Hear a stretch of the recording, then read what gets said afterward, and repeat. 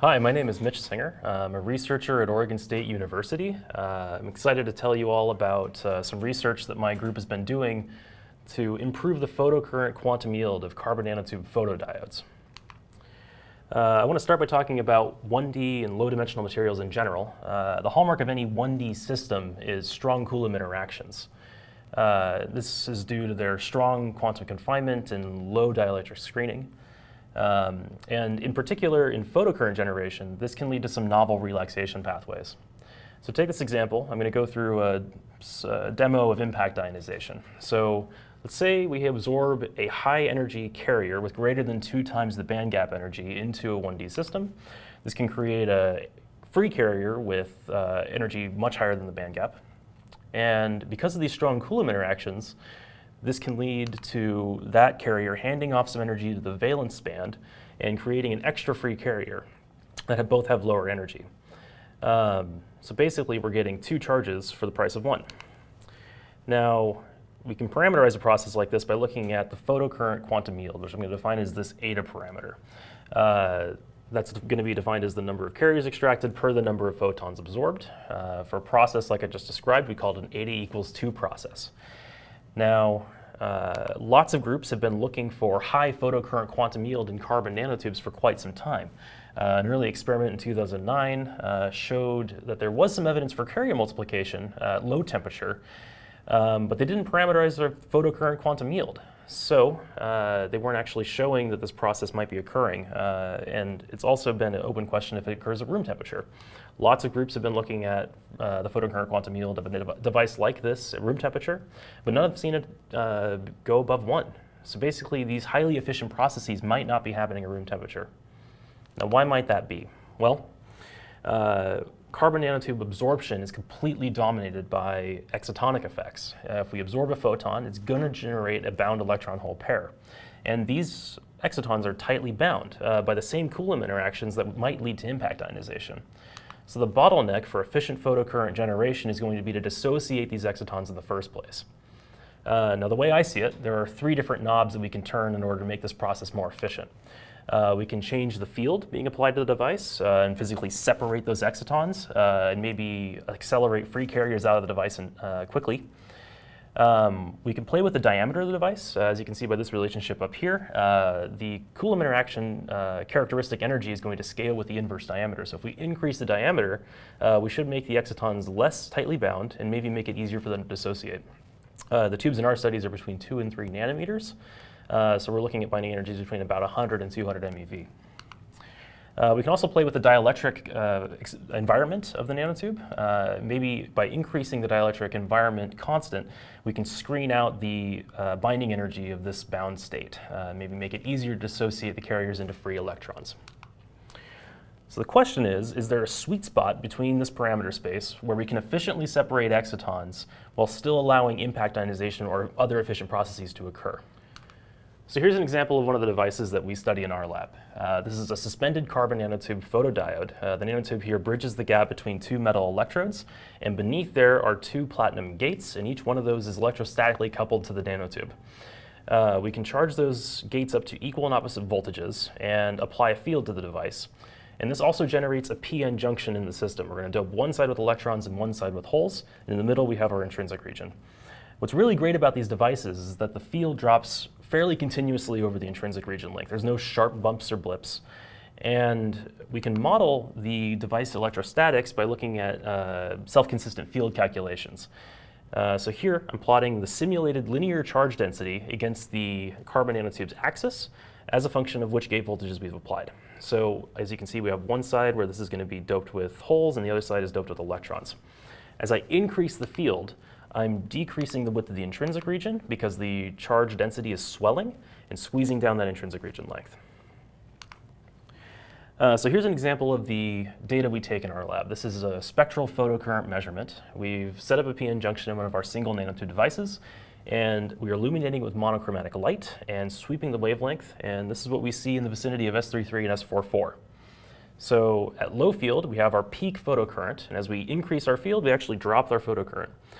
So what we think is happening is we're squeezing down the intrinsic region length and basically allowing less and less carriers to contribute to photocurrent.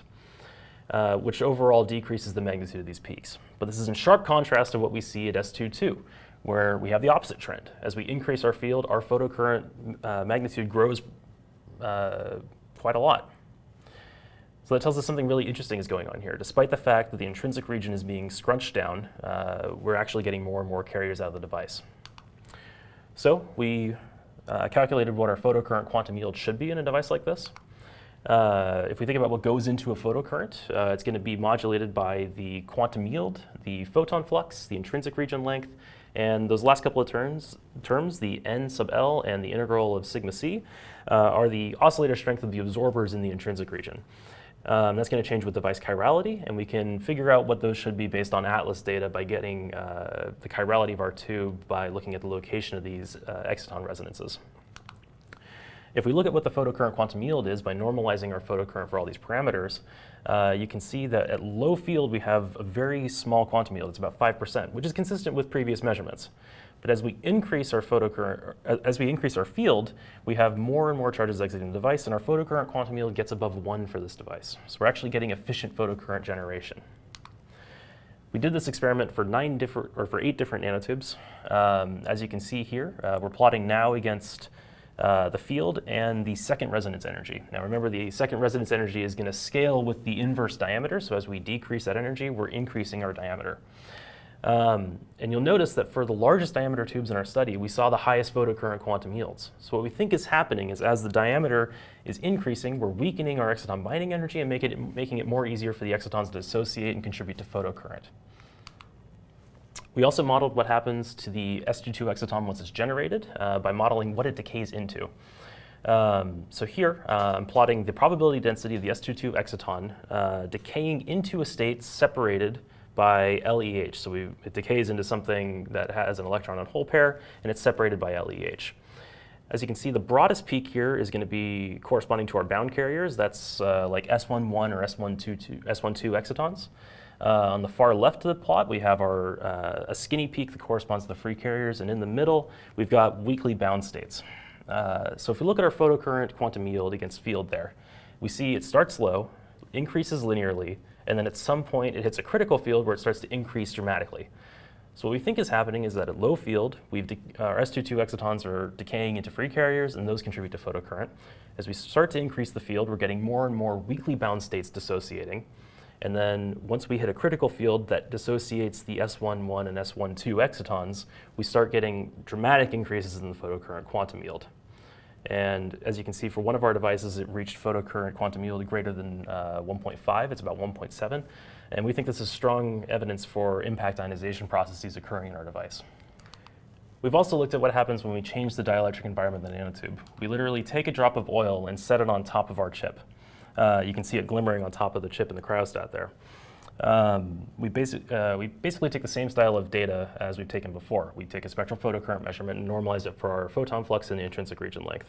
And then we compare that to what we see in the dielectric, which is what you see here. Now the photocurrent has increased dramatically, which is telling us that the photocurrent quantum yield must have changed because we're normalizing it for all of our experimental parameters. So even though we didn't change the field, we're still getting more carriers out of the device. We've also looked at this as a function of field. Here I'm plotting the photocurrent quantum yield against that field being applied to the nanotube. At low field in the dielectric fluid, it jumps up to 1 and kind of stays there and scatters. So what we think is happening is we've reached the bulk limit of, or we've reached the limit of our weakly interacting system. As we increase the dielectric constant, basically we're allowing more and more charges to dissociate freely, but they don't interact strongly enough to generate something like impact ionization. So we're not seeing ultra-high quantum yields either. So just to wrap things up, we measured efficient photocurrent generation in carbon nanotube photodiodes by using large diameter tubes with a large axially applied electric field. And in some of our devices, we saw strong evidence for impact ionization. We recently published these results in Nanoletters, so please go check out our publication there. And we also looked at what happens to the photocurrent quantum yield when we change the dielectric environment of the nanotube. And as you can see, at low field, we had a higher quantum yield. We're basically getting a lot more carriers out for free just by applying a fluid to the device. I'd like to thank all my co-authors, Dan McCauley and Ethan Minot, and our collaborators, Andrea Bertoni and Vasily Parabinos. Thank you for your time.